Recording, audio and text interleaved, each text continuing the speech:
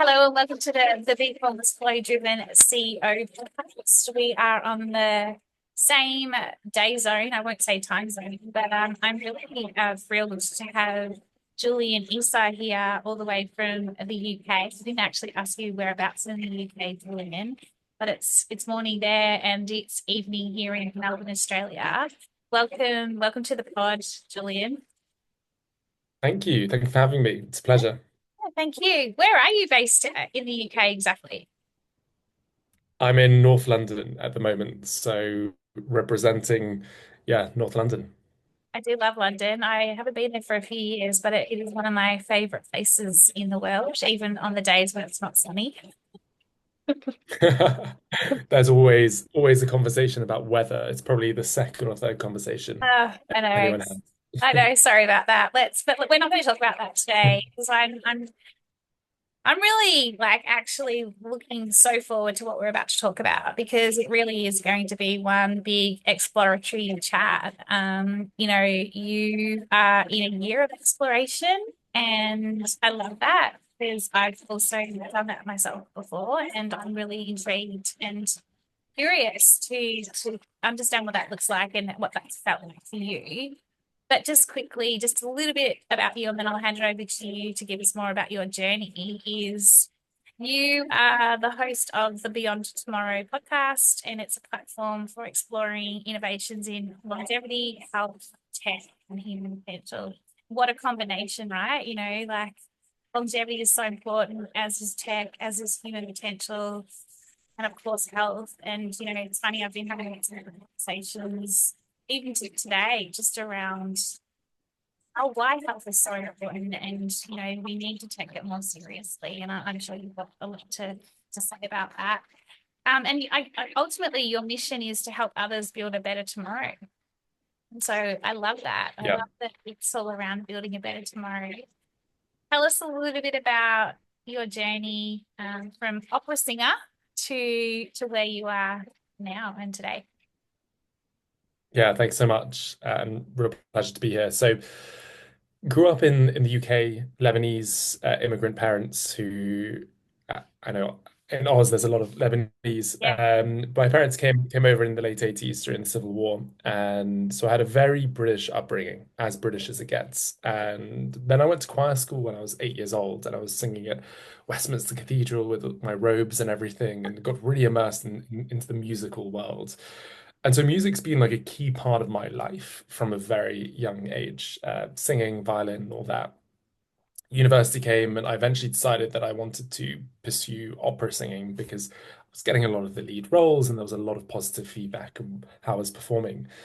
And so I spent time in London and then New York singing opera, singing with some big orchestras and touring a bit. Things came crashing down when I was 24, and I decided to take a sabbatical from that. And the other love of my life at the time was traveling. I loved traveling, loved going to every part of the world. And so I found this really great job that was allowing me to spend 6 months in a different part of the world, business journalism slash consulting. And so I lived then from 24 to 27 in India, Australia, the US, Botswana, Peru, Slovakia, loads of different places in the US as well. And just started getting an idea of how different cultures, different working kind of cultures operate, and fell in love with what was going on in the US, especially in the Bay Area and San Francisco, Mm, and how they approach biotech and tech. I was doing a big biotech report at the time. And I just found it just their way of working, their approach to innovation was so refreshing and so forward thinking and galvanizing and energizing. And so I decided at that point that I really wanted to immerse myself in like the tech startup world. So I came back to the UK and I started my first business, Feather, which was really trying to address this big issue of loneliness. And mm, so for me, everything has always been kind of impact driven. mm, It kind of the narrative around loneliness and the loneliness epidemic happening, it resonated with me two ways. As someone trying to fit in and trying to figure out my identity when I was younger, mm, especially that being in a all British school and being someone who was slightly different and figuring out how to fit in. And I did fit in and I knew exactly what I needed to do. And then secondly, moving to different countries around the world and trying to build community in a new place quickly. And so the journey with Feather it was like a classic first startup, loads and loads of mistakes, lots of learnings, a number of successes, lots of failures. We ended up having an exit in 2023. And I decided after that that I was going to take a bit of time and figure out really what I wanted to spend my life doing. And so Newsweek gave me the opportunity to have a commercial slash journalistic role with them. And that allowed me to write some amazing large length features Mm. on really cool subjects like AI, longevity and health, the future of the US. And I decided that longevity and health was going to be my space. And so now I am doing a bit of investing with a longevity and health fund, but I'm giving a lot of my energy to this podcast. It's the Beyond Tomorrow podcast with Julian Issa. And we're giving our listeners the ideas, the people, and the breakthroughs that are going to change their tomorrow. And the main reason for this is the world is going to change like a crazy amount over the next decade. And I think a lot of people are just not prepared for how much it's going to change. And I believe with the right mindset, it can be a very positive change for everyone. It's just how we position the the reality that life is going to change. A lot of people will not have to work in about 10 years, 15 years time, but for a lot of people that's very scary. And so it's really giving the listeners the tools to be best prepared for the future. And so I think you put it perfectly. It's building a better tomorrow, not just for one another and for the people around us, but for society as well. And so Mm. I've had some amazing guests on already: Peter Diamandis, Christian Angermeyer, Eric Verdin, Nidhi Pandya. And we tap in not just to the kind of builders, the innovators, the CEOs, but also the spiritual healers, the Oh, shamanic practitioners that have been working with plant medicine for 50 years in the Andes, and then with Ayurvedic medicines and yeah. practitioners, exactly, and all that. So that's a bit of an overview. Wow, it's like it's kind of it's super fascinating, isn't it, in terms of that your journey and then coming into this realization that, there is this huge opportunity. And I'm like you, like everything for me is like not everything, but the future has like it is coming at us at a rate of knots, and we can either choose to ignore it or resist it, I should say, or we can actually embrace it and, kind of look at it like from an endless possibilities perspective. And that's kind of ultimately what you're talking about, right? Like it's like, how do you stay present, as in present, not thinking too far ahead, but how do you prime yourself for a better tomorrow, like you're talking about as well. And I love that. I love that you're combining the tech, the health, the longevity, the mindset. I look at it a lot like, and I'm sure you probably do as well, from a mind, body, and soul piece and place in Yeah. terms of there's a need to, as an individual, connect to your mind, body, and soul. As a collective, our mind, body, and soul. And that, we have had this lonely, and it's not had, we have this lonely, pandemic going on, if you like, and that's the wrong word, pandemic, but epidemic, you know what I'm saying? But Yeah. and so, how do we get people to know that one, you don't have to do this alone, and two, it's not scary? And it sounds like you're doing that with your pod, and then also your exploration this year, because you must be also finding a lot of different other things that you're exploring that are building into this bigger piece than just, I shouldn't say just a podcast, but it's like you're almost, creating a new world order, if you like. So I'm going to probably quote the man quite a bit, but Peter Diamandis has just his approach to abundance mindset, but then massive transformative purpose is like really great. So it's like when you've and there's a great quote he always quotes, Mark Twain quote, which is there are 2 days, there are two important days in a man's life: the day he was born and the day he found out why. And for me, like finding that purpose has Mm, just been the most energizing thing because when you find your purpose, your massive transformative purpose, and the mm, reason you were born, you're just, as an individual, there's nothing stopping you. And no. so for me, it's just it's recognizing and just going back to this like new world order. a lot of people get very scared about that. Oh, billionaires and rich people trying to control everything, and they will quote conspiracy theorists and all that. The reality is we've had that that's just not true.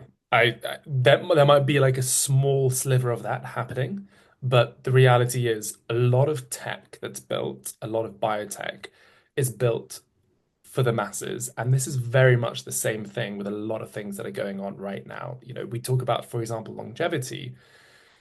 There are therapeutics and solutions that are going to allow us to live much longer very soon. And that is going to be completely democratized for everyone. In the same way that an iPhone, that technology is democratized for everyone. So I think that's the first thing to say. I think the second thing to say is that change has always been very scary. So you go back in the past and how there's been like, huge transformation in society very quickly. So you look at the move from like horse-drawn carriages to cars, you know, the T model. Dan Priestley, a friend of mine, he recently put a picture of a picture, I think it was London between 1900 and 1915. I think those are the dates, and the difference between the streets because the T model became just the transport of use for everyone. And so with AI, we're going to see that change, and it's just accepting that there's going to be a change. And another thing to say is that I had someone comment on a video of mine recently that with Peter Diamandis, the episode, and she has a point here, but she said, why do men always have to just get involved and basically get in the way of Mother Nature doing its thing? You know, we're meant to live until we're 80, 90, and that's it. And I said to them, it's like, you've got a fair point, but 100 years ago, we were only living to 40. Yeah. Do you think now that we're living to 80 that that's unnatural and that we should just pass when we're 40? And so that's the question. It's like if you're enjoying life, if you're embracing life, then why not live for a bit longer? And then when you look at the power of AI to hopefully, for many people, not allow them to work, then it's the question of like, why are you so attached to your job if you just Mm. absolutely hate your job? We're not meant to work, actually. We're meant to work. Someone told me yesterday that in the medieval times, we only worked for 5 hours. And, you know, cavemen and cave women were not working 12, 16 hours a day. We were waking up, having sex, eating food, maybe running and spending some time hunting. But it was a very leisurely existence. Yeah. And so, yeah, just No, I'll put it back to you, I, but I could not agree with you more. And it's funny, I was having this conversation with someone yesterday around the definition of work, and I was actually saying to someone, and you probably have these conversations, that how much longer is that word term work going to be, you know, a societal kind of like, well, that's just what we do, we work. Because what is work these days in terms of, and I know that that might sound really loose, but like it's not. What I'm talking about is, and I think you're talking the same thing, is that we're not meant to just hustle. We're not meant to just wake up, go to work, come home, be stressed out of our heads, get an illness. Like it's just not the way we were meant to be, like, to be on this planet. And you can talk about Mother Nature and everything else, and it's like the world feels quite unhealthy at the moment in terms of, like, people are getting sick. COVID happened for a reason. You could argue that Mother Nature was like, I've had enough. Like, we need to kind of like look at the work, like, we need to get back to regenerating and things like that. And so I agree with you. I think there's a really big, it's massively transformative for the world in terms of, there's something's got to shift. And the more we resist it and the more we fear it, I think the more it's going to hinder us actually thriving, if you like. And yeah, there's symptoms, or not even symptoms, but like you talk about, however many years ago we only lived to 40 and now we're living to 80. And there's so many other things that happen, and it's kind of just the way the world is. But I just think that, how do we get people to, I guess, come on board? Because I'm not sure about you, but I see and notice a lot of resistance still of holding on and wanting to keep it the same as and as like in terms of the status quo. And so I think the biggest challenge slash opportunity, I like to call it opportunity, is for people like yourself and myself and these the to get everybody to kind of come on the journey, because the new world order isn't as scary as it seems. And actually, if you move into this new world order, you are going to be more fulfilled, you are going to live your purpose. It's all of that. Yeah, it's a really good point. And I think it's so I think first of all, again, going back to Peter, he talks about this collective wisdom is needed. And transitioning to that is very hard. I think the biggest issue that this space has, especially the longevity space, is it has a massive comms issue. And this is one of the reasons why I've gone in, because translating what is happening, especially with the science, to the mainstream has been very, very difficult. Mm, And Brian Johnson has built quite a large following with his Don't Die movement, and because he's been able to connect more to the zeitgeist or to the mainstream. And so it's really, how do you translate what is going on? But I think sometimes it really just comes down to, unfortunately, it happens usually too late. It's when we see the real value. And so ChatGPT is a great example of, everyone had been talking about AI and the potential of AI for so many years. And I've got an AI-enabled startup and all this stuff. And then ChatGPT was just like this insane moment where, the talk stopped and like action was shown. And so you had this huge abundance of solutions and everything coming from it. And I feel that for the longevity movement and for AI's next wave and AGI and all that, maybe it will come later than we think. And the question is, so the big question really is, there's going to be a lot of change happening. And I spoke to Christian Angermeyer recently, and he believes that what is happening, what is going to happen over the next 5 to 10 years, is going to be akin to what happened in the late 19th century. There was a lot of change going on.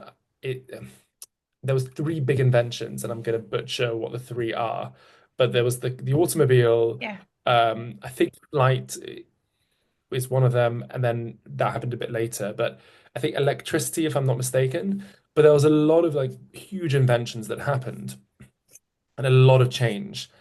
And unfortunately, when a lot of change happens, there is the risk that things could go that the transition could be quite negative. Mm, And unfortunately, what he was saying was that it actually led to two world wars. So the question now is, we're going to go through a huge change, like you talk about a new world order. The question is, how can we be prepared for it as a society? mm, And so society moves much slower than technology. And so we have to somehow build this collective wisdom so that something bad doesn't happen. And I think there is a big risk. There is a big risk that bad actors use the technology, but also that change leads to greater fear, and that fear then leads to something negative. mm. Yeah, it's really interesting. And I had something came into my mind around, you talked about, on your pod that you're talking to, obviously, tech people, all the various, but you're also talking to and CEOs and founders, etc., and entrepreneurs, etc. But you're also talking then to the spiritual realm, and you're talking to the shamanics. I feel like the two coming together is almost like what is going to enable us to solve how we do this transition, so that we don't look, so we don't end up like we have back in the 19th century when there was war and it was like a real negative. I mean, of course there's always going to be a black swan of some sort, like it's what happens, and that's the only way that then we regenerate and go again, sort of thing. But for me, it's kind of bringing those two realms, if you like, together. And what does that then look like? And because you need both. It's kind of like back to that whole, if I think about society, if I think about business, like it's a living and breathing ecosystem. And so how do we bring that soul and the mind and the body together and interconnect it all. And this might sound a bit wild, but it's how do you interconnect it all? And if we think about it like a living and breathing system, rather than completely having it disconnected as it is, somewhat right now, you've got pieces here, there, and everywhere. How do we interconnect it so that we get that collective wisdom and we bring everyone together on the Yeah, it's a really to go forward? I mean, that's my biggest, kind of, you've got your mission. That's somewhat my mission is we've just got to interconnect it. Like, it sounds simple, but it's not as simple. Mm. I couldn't agree more. And it's such a vital piece. Like for me, you can't have the science and the tech and the AI without this. Mm. And a lot of the shamanic practitioners, whether you believe them or not, are predicting quite a dark 5, 8 years ahead. But after that, and Mo Gawdat talks a bit about this. He's an AI happiness expert. That there will be darkness, but past that, there'll be greater consciousness. And so we see that time and time again, right? If people that have been through a lot of trauma or whatever, then light appears. And so it's what are we going to learn from this and Mm. how bad will it actually be? I'm an eternal optimist. I think that I people talk about the potential the threat of AI. And look, I think it is very clear that a lot of people are going to lose their jobs. But I think that narrative is also dangerous. I think we need to start reframing it and saying, how can government be best prepared? So that when people start losing their jobs, there's universal basic income. There is a platform there to support these people and make them feel also that life is going to change and not having a job is not the end of the world. Actually, this might be a new reality. Mm. But it, yeah, the spiritual healers, the Ayurvedic healers, the shamanic practitioners, plant medicine gurus, whatever, I think they're going to start having more and more relevance as well. Yeah, I could not agree more. Like they've almost been kind of, it's all a bit woo-woo, if you like. And yet, you only have to look at plant medicine from a mental health perspective and what it's bringing to light now. And, that, yeah, it's been kind of like, oh, don't touch that. It's kind of a bit out there. Um, in terms of what you were just talking about then as well, with regards to this job situation and AI, and you look at kind of like 2030, right? And what are going to be the main roles going forward? I also think and I'd love your thoughts on this. There's also an element of your role may not be there, in however many years' time. But there's also then an opportunity to shape and reshape people into new roles. And I think this comes back to, you talk a lot about human potential. And so how do, AI has a role. It's, super productive. I love it. Like I was an early adopter of it. And kind of for me, when I was training around it was, well, hang on, AI can do this. It can make your life a lot more efficient and productive. And then how does that and then enable you to be more creative, solve those critical problems like we're talking about right now? This is a big critical problem.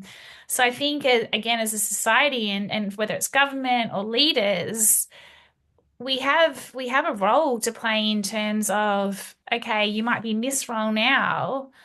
And, some may never work, but others might be like, well, actually, my purpose is this, and it's going to take them on a completely different trajectory into a place where it's like, what's possible? And they never thought it was possible because they were almost stuck in this I call it a fixed form where did not know any different. And yet AI has given them now the opportunity to actually reshape themselves and move into a new form where, they're shining their brightest.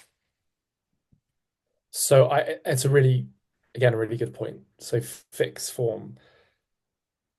As an entrepreneur, Mm. as someone who has been used to change, I think that's a really exciting thing to say, I can shed the past or shed my identity and evolve.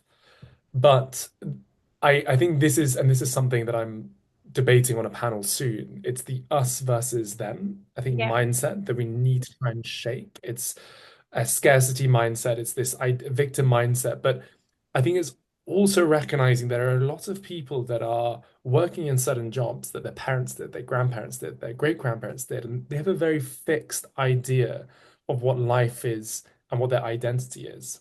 And the question really, and I would love to spend, if I had time, just to spend like 3 months just interviewing like hundreds of people that are probably incredibly scared of the idea that their job soon, the job that all their ancestors have done, is going to be lost.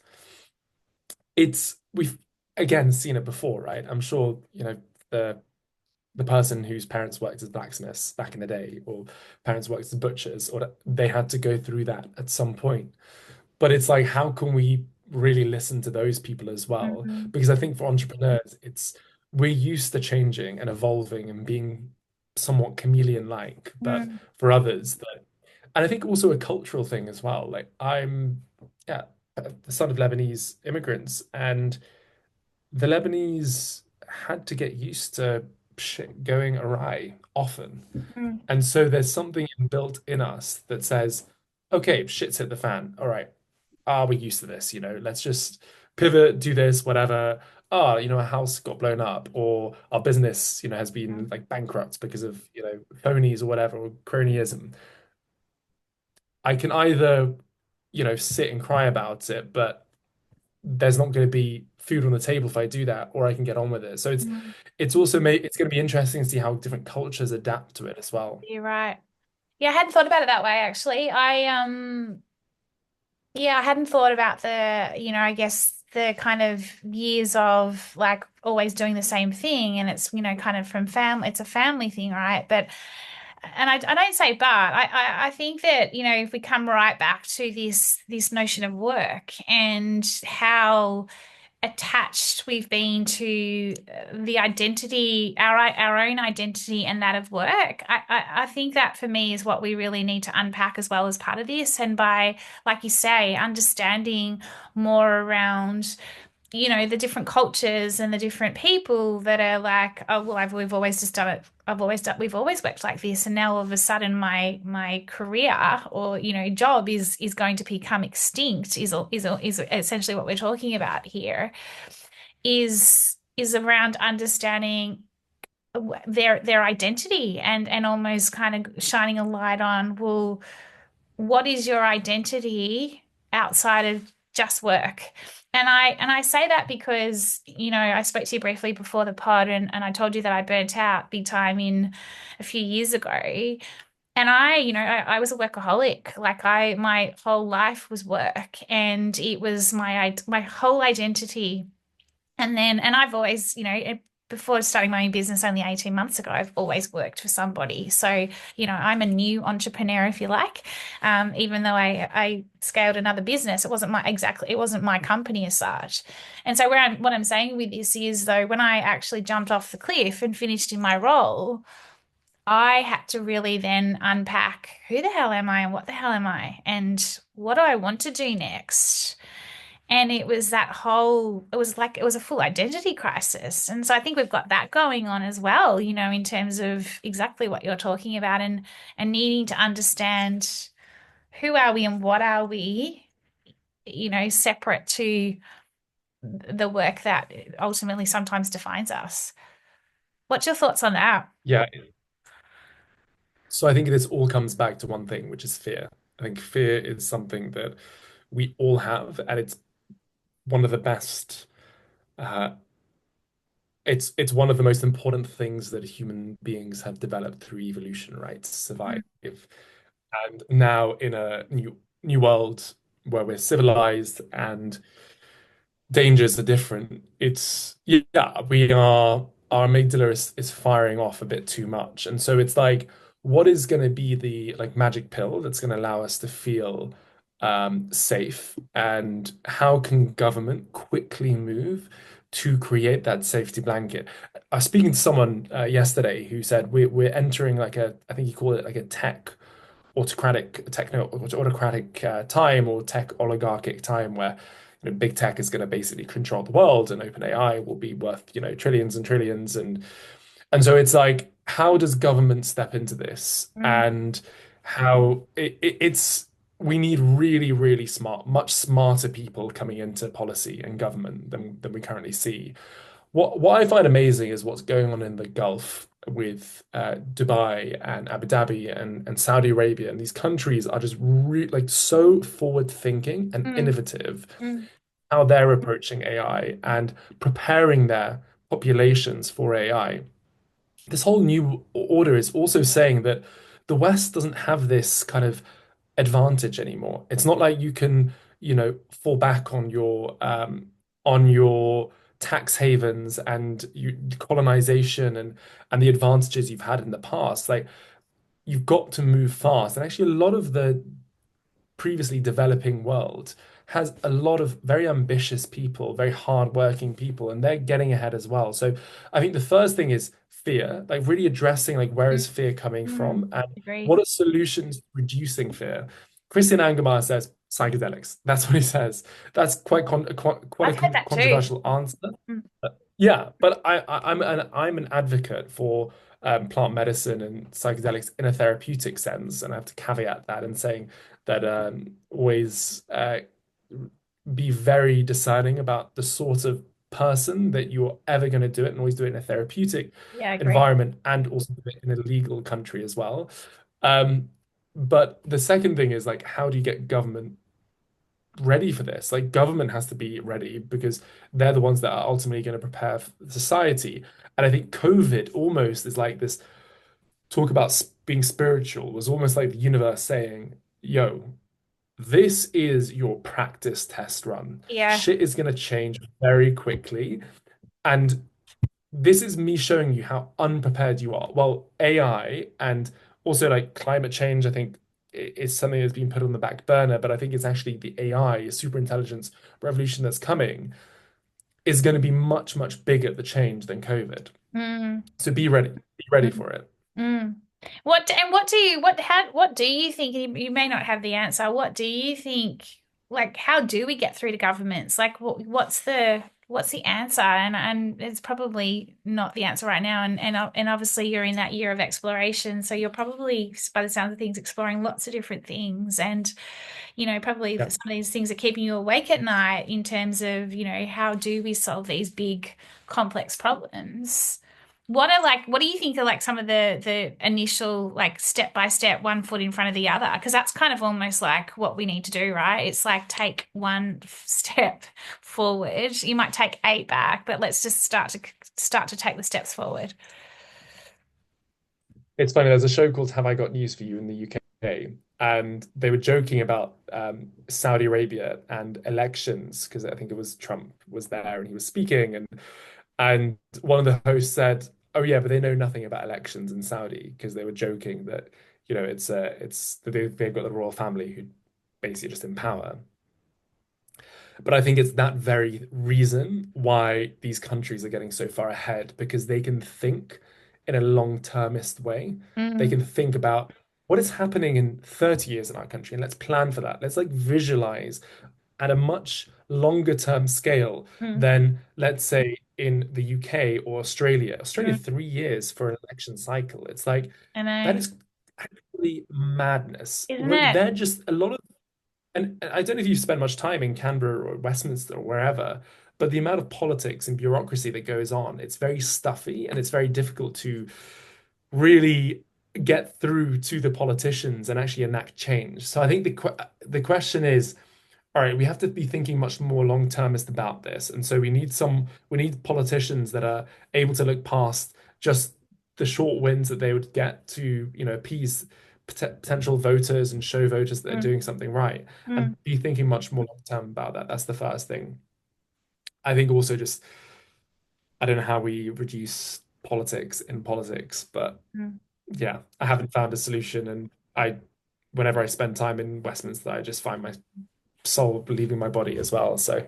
Yeah, I mean, I've worked on a lot with federal government and Vic government back in my previous career, and so yeah, it is obviously very bureaucratic, lots of different stakeholders, and yeah, I've spent a bit of time up in Parliament House as well. I think you're right, and for me, it's kind of like how do we move from that reactive survival mode, if you like, of politics into what you're talking about, which is more of that strategic, proactive.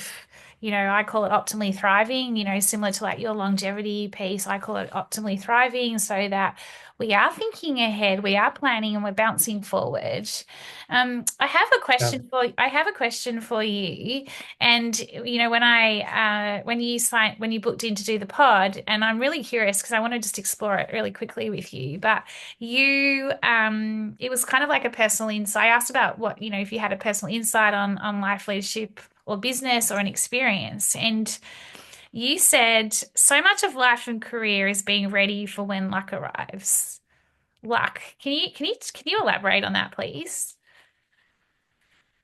So it's something that I've been thinking about. Like we are, and it's God, the deeper I've gone and really the deeper into being like fully conscious that I've gone, the more I've realized that everything is happening in exactly the right time it's meant to happen. It's just whether we're ready at times to realize it in the moment. And God, I'm trying to like phrase it in the best possible way, but we are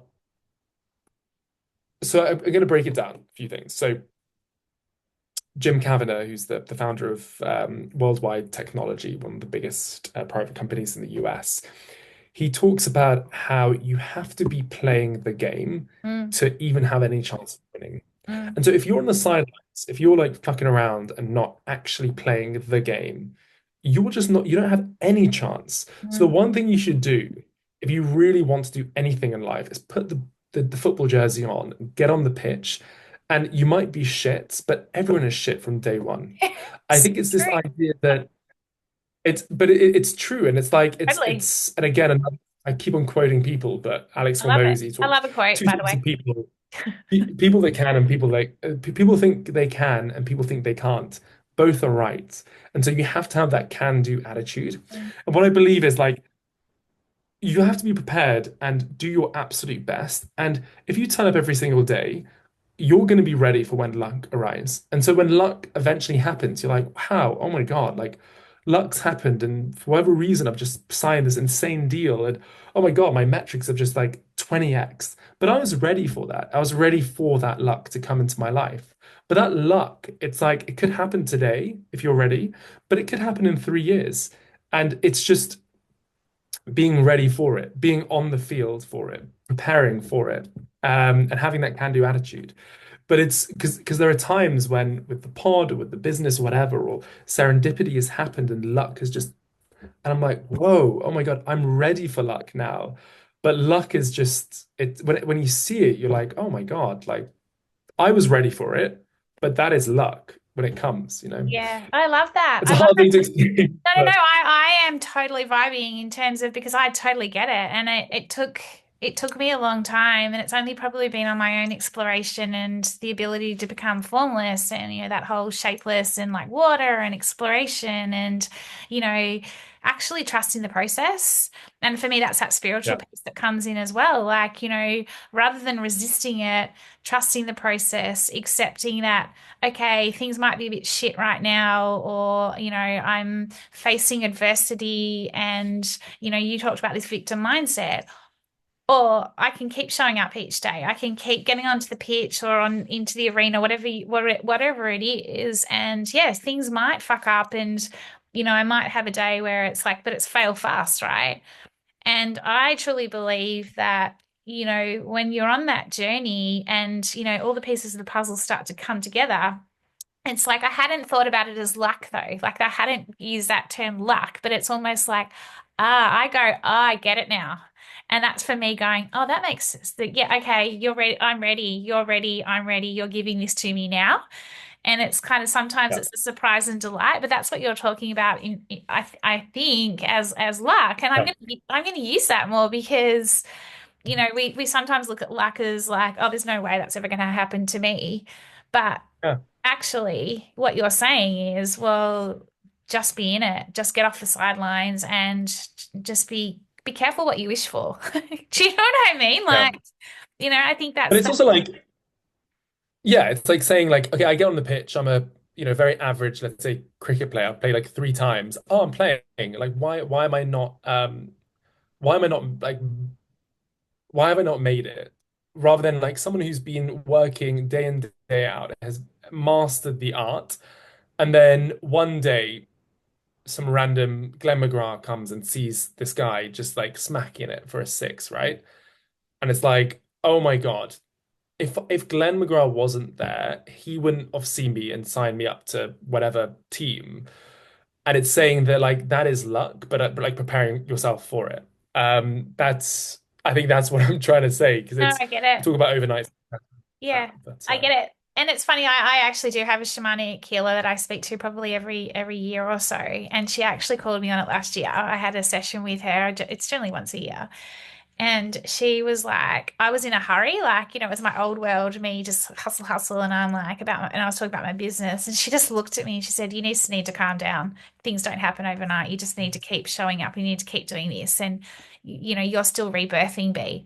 And you're not going to be, fully birthed until like this spring coming. And I'm looking at her at the time going, that's ages away. And so even on my days of just like when, things don't go how I was hoping they would or planned, I just keep showing up each day and I just keep going, you know what? No, I am not going to let this beat me. I'm going to keep showing up because, when that luck or when that I get it now, like I said is that's when I'm like, yeah, I'm on the right path. I'm living my purpose and I love that. So I love that it makes complete sense what you've just explained. And thank you for sharing that because I think it's such a great reminder.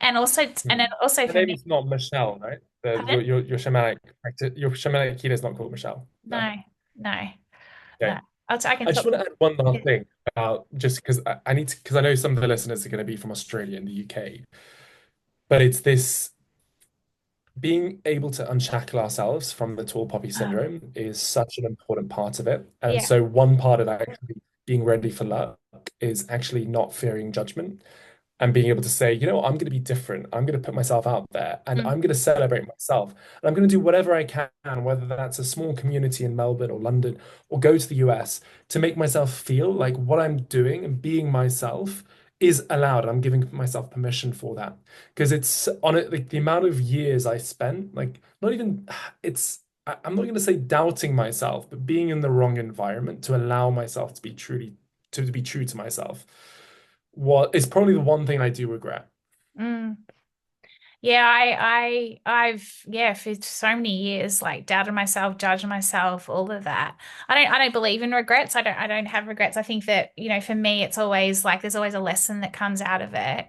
But I think, Mum actually asked me the other day, she said, what would you tell yourself, your 20-year-old self? And I'd said not to worry so much and not to, kind of fear so much and doubt myself so much. And I think if that's a regret, well, for me, it's more just so just don't just just go for it because you just need to be yourself and like there's no such thing as like I don't even know what I'm trying to say here, but I just think just go for it. Like you've got like now is the time. Like we are like I speak to so many different people, younger generation, my age, leaders, and I'm just like this is your time to shine. This is your time to just go for it. And then that's that longevity piece for me as well, right? Like play the long game. And you've just actually reminded me of that as well. And that's what my shamanic healer, she said to me last year, B, what did she say? There's a fast lane and there's a slow lane. And I just was like at the time, and I seriously now reflect on it and go, yeah, I know. And then some days I'm like, oh, that's a fast one, and then I'll go, oh no, this is going to be a slower. So I'm kind of almost in playing in two lanes at times, and like slow and steady wins the race. But oh my gosh, we could keep talking for hours, I think, in terms of just having all these different conversations. What would be one, I guess, I don't know whether it's a tip or a tool that you would give to anybody who is potentially doubting themselves, or, kind of not embracing the luck that you've just explained before? What would it Yeah. be? Wow, there's quite a few, and I think there's like three that come straight to mind. First of all, it's really trying to change everything into a gratitude. So what I mean by that is, I'm far from perfect. There are times that I think about a family member and think, oh my God, they're so annoying. But it's actually just trying to reframe it and say, so let's give an example. I don't have a brother, but I'll use an example of my brother's really pissing me off right now. He's like texting me and all this, and actually saying, I'm going to pause there and think about my brother and think, what am I grateful for? I'm grateful that my brother turns up for me when Mm. this, and that happens. I'm grateful that my brother's always texting or whatever. Like it's amazing to have that support there. And so like it's catching yourself when you're having that kind of negative thought, that automatic negative thought, pausing, trying to be grateful. The second thing is journaling. Mhm. It's shown to shift like neuroplasticity, and Yeah, when you're writing down, you're actually solving. Your brain thinks that you're solving problems. yeah. And so every morning I journal and I get so much of my stress out, honestly. It's just an amazing tool. And the third one is it's just this is all three are just so mindset related, because I truly believe we focus a lot on talk therapy and Yeah. meditation and all this, but these are actually the fundamental ones that have shifted most in my life. But it's how can you move from having a victim mindset, a scarce mindset, to having an abundant mindset? That is, I think, the most effective way to make actionable change in your life. And so often we'll have this narrative, let's say a victim mindset. And we have all been that. Every single person listening, anyone in the world, oh, my life is so hard. Oh my God, like it's so frustrating. Like I went through this, and B and Cindy didn't go through it. I'm just giving an example. No, no, no. But actually trying to really kind of like reframe that and thinking with abundance, thinking, what is this thing in life right now trying to teach me? And how can I start looking at the world abundantly? Like, oh my God, there is so much opportunity here, and there's so much to be grateful for. And if this person can do it, that means I can do it, and I can bring my own unique spin to it. So it's Mm. like, how do you reframe things? The Yeah. second you can change that narrative. So I spent a lot of my 20s in a victim mindset. It was debilitating. I didn't really get anywhere. And since I've had more of an abundant mindset, it's just amazing how things just grow exponentially, and you can be true to Yeah. yourself as well. Yeah. I love that. Three awesome tips there and tools, if you like. So the journaling, victim to abundant, and what was the other one again? Gosh, my brain at this time of night. What was your other one? Um, Journaling, then Gratitude. So yeah, when you're shitty like, at someone, yeah. My other one is here's one to add to it. If that's okay with you, is so yeah. what are you fearing each day? So like, when you talk about journaling, I quite often get clients to do 2 weeks worth of journaling where they're like noticing what they're fearing for the day and how did that make them feel? And then what if they just push through it? And how would that make them feel, and just see what comes up? And quite often it's the first things, I don't have any resistance, I've got no fear. And the next thing 2 weeks later, they're like, holy shit, oh my gosh, and I think that helps also pull out of this victim, woe me, or like giving, Yeah. opening up to the possibilities. Julian, thank you so much for the chat. Obviously, you Pleasure. have your podcast. So, whereabouts can we find more about the podcast and more about you as well? Yeah, it's the Beyond Tomorrow podcast with Julian Issa, my name. You can find it on YouTube, Spotify, your favorite streaming sites. Please feel free to add me on LinkedIn. It's just Julian Issa. I reply to pretty much all messages. So Yeah, and thank you so much for having me. Great questions, and it's been a pleasure. Oh, thank you. All right. Well, you have a wonderful day. And yeah, look, I'm looking forward to listening to your pods and hearing more around, like how the impact you're going to be making and, like myself as well around a better tomorrow, because that's obviously the opportunity and the possibility. So thank you. Thank you. Thank you.